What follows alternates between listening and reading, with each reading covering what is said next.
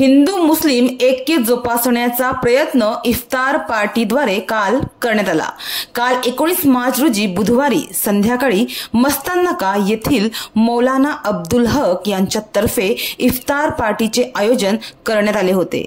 मस्ताननाका येथे मुंबई अहमदाबाद महामार्गावरील कुमार पार्क हॉटेलमध्ये या इफ्तार पार्टीचे आयोजन करण्यात आले होते।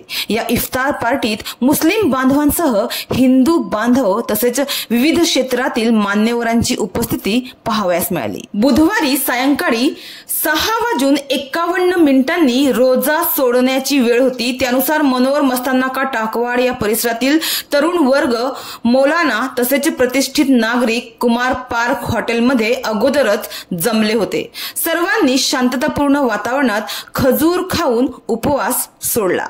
यावेळी रोजा सोडण्यासाठी लज्जतदार पदार्थांची रेलचेल होती। थंड पाणी, मँगो ज्यूसचे बॉटल रोजेदारांना दिले जात होते। इफ्तारमध्ये चिकन भुजिंग, पकोडे, हलवा आदींसह संत्री, केळी, खरबूज या फळांचीही रेलचेल होती।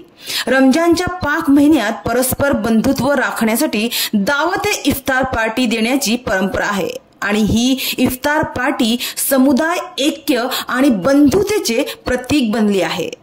हिंदू मुस्लिम ऐक्याचे प्रतीक म्हणून इफ्तार पार्टीचे आयोजन करणे ही चांगली कल्पना आहे, कारण ती विविध धर्मांच्या लोकांना एकत्र आणते आणि एकोपा वाढवते, अशी भावना यावेळी अब्दुल हक यांनी व्यक्त केली। आज यहाँ किस लिए आए आप? इफ्तारी खोलने।